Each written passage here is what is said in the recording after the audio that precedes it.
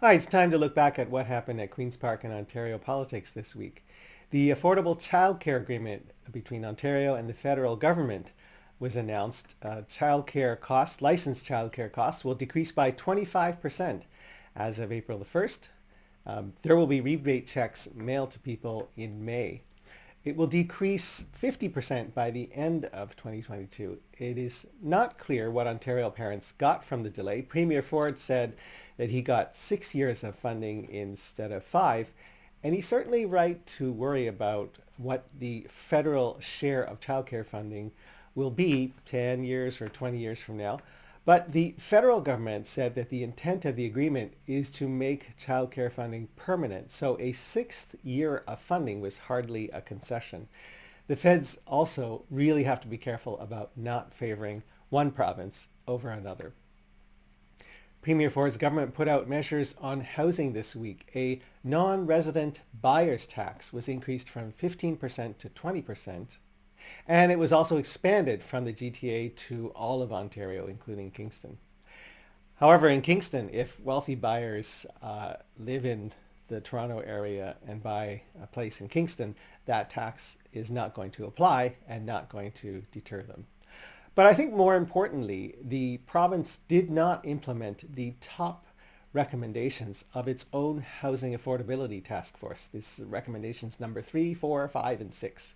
And these recommendations try to limit exclusionary zoning, i.e. trying to build more housing, mostly by having single detached housing neighborhoods. We need space to build homes without urban sprawl. So we need more homes in areas that already have services and transportation. The minister is not willing to push back against municipalities who are opposed to these limits on exclusionary zoning. But finding space for housing is clearly a collective action problem. So the provincial government should be taking the lead.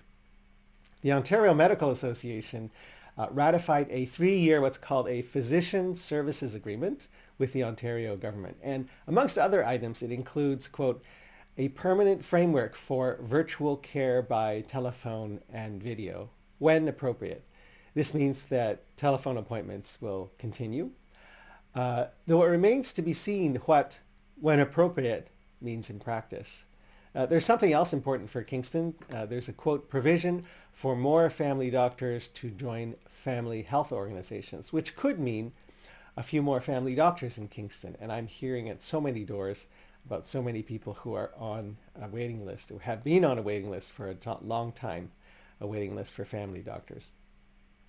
A new Ontario Housing Supply Progress webpage was launched. It touts progress in home building and uses a Kingston example, the Veterans Village near the Providence Care Hospital, where land which was zoned heritage landscape in the city's official plan, it was automatically rezoned to residential using a ministerial zoning order. I'm not sure why a much bigger parcel of land right next to that piece of land, a little bit west on King Street, it's already actually zoned for mixed use and medium density residential in the City of Kingston's official plan. It's also provincial crown land, but it has not been released for housing.